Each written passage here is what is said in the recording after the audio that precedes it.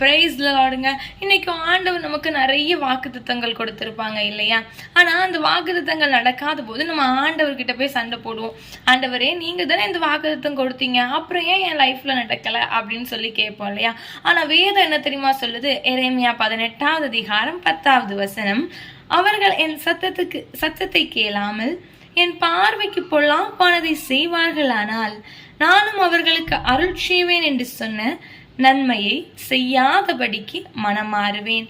ஆமா, ஆண்டவருடைய சத்தத்தை நம்ம கேட்கறது இல்ல, ஆண்டவருடைய பார்வைக்கு பிரியமா நம்ம நடக்கிறது இல்ல. அப்ப ஆண்டவர் மட்டும் நமக்கு கொடுத்த வாக்குத்தத்தங்களை நிறைவேற்றணும்னு சொல்லி நம்ம எதிர்பார்க்கறது நம்மளுடைய தப்பு தானே. இங்க ஆண்டவர் அதுதான் சொல்றாரு, நீ என்னுடைய சத்தத்தை கேளாம என் பார்வைக்கு பிரியம் இல்லாம இருந்த அப்படின்னா நான் உனக்கு சொன்னிருக்க நன்மை எதுவுமே நான் செய்ய மாட்டேன், செய்யாதபடிக்கு நான் என்னுடைய மனதை மாற்றிப்பேன் அப்படின்னு சொல்லியிருக்கிறாங்க. இன்னைக்கு நம்மளை ஆராய்ந்து பார்ப்போம். ஆண்டவர் நமக்கு கொடுத்திருக்கிற வாக்குத்தத்தங்களுக்கு ஏற்றவாறு நம்மளுடைய நடக்கைகளும் நம்மளுடைய வார்த்தைகளும் நம்மளுடைய செயல்களும் இருக்குதா அப்படின்னு சிந்தித்து பார்ப்போம்.